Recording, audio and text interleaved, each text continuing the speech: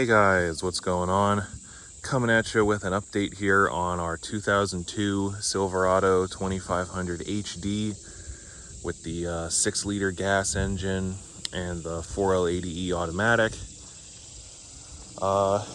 This thing has been just the daily driver work beater truck, and it has done a fantastic job. Quick rundown: I bought this truck I think in April for an incredible deal. I got it, I think it was like $2,000. Kid who had it hit a deer, went into a ditch, and because he had his torsion bars maxed out in the front to try and fit 34-inch tires, there was no suspension travel, and so it snapped the knuckle off of the lower ball joint and dented the bumper up, and a whole mess. So I did 2 previous videos on this truck where I kind of went in detail as to the repairs that I did to get it back on the road. Since then, I haven't really done much to the truck. Again, the truck's been bulletproof. It's hauled a bunch of weight and scrap in the bed, and I did straighten out the front bumper.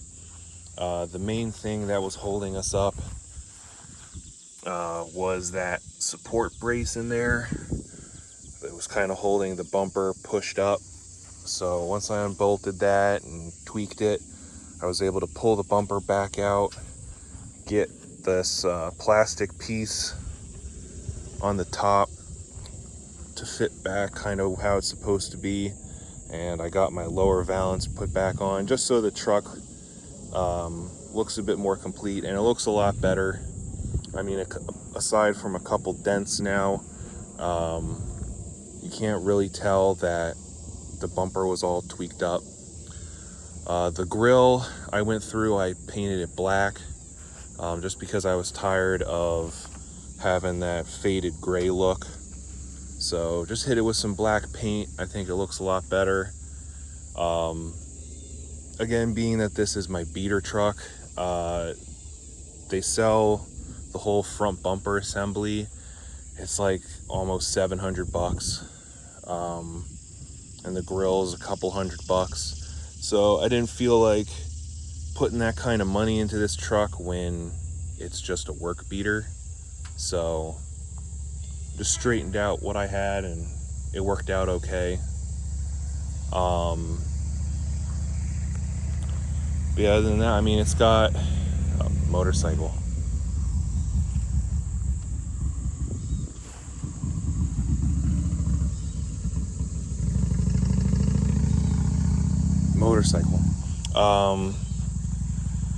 We've got like almost 287,000 miles on it now. Well, no, we have over 287,000.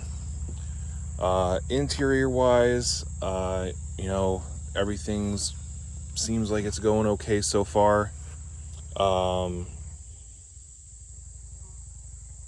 These WeatherTech floor mats, not a huge fan of. You can see here it got this like wrinkle in it, and now when the door hits it, it kind of folds it back and it slides around, and it's not the best. But other than that, I mean, this thing runs and drives really nice. It's definitely one of the better trucks that I've owned.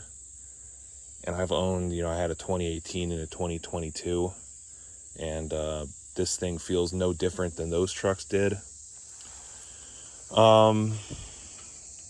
So some issues that we still have with it though. This door lock is worn out, and it's seized up or something, or it's pretty tight. So when I come out, you gotta press the unlock button a few times before you can actually open the door. And sometimes when you lock it, it doesn't lock all the way, so you kind of gotta pull the tab or hit the lock button a few times.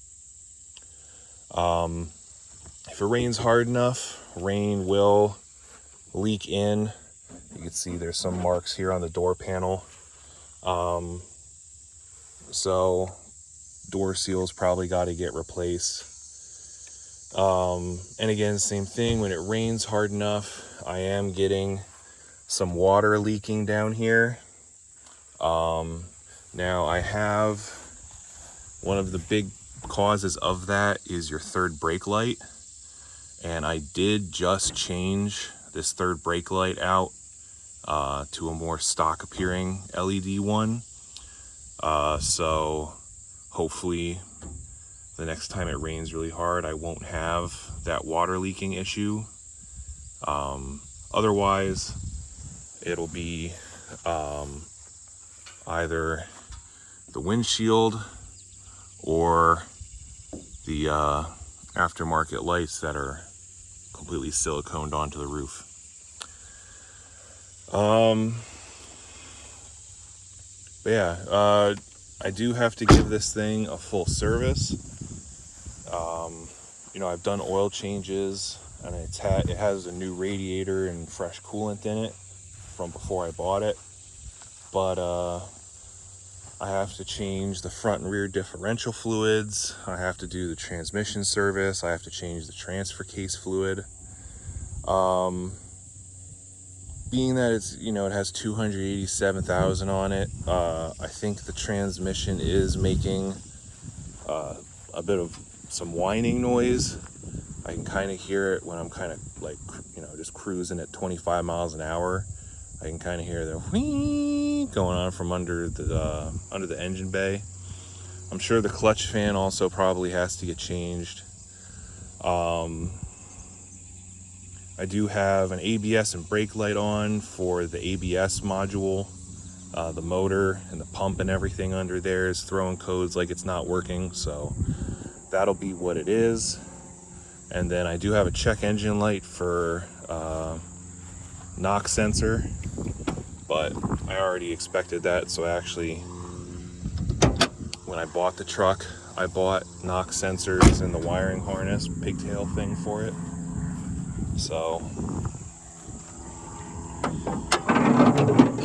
you know, under the hood, there's nothing going on. Since I bought it, you know. So we got to pop the intake off, and I still have to do the valve covers, the valve cover gaskets, but it's just vibing for now. This full-on air intake seems to be going pretty well. Haven't had any issues with it, so that's good. I think I also need to pop that cowl off and get in there and clean out the drains, because I think when it rains hard, I think some water is getting into the HVAC boxes, because after it rains, when I turn on like the air conditioning or something, it smells a little bit like sweaty socks for a little bit. So I'm sure those cowl drains are plugged and water's backing up in there.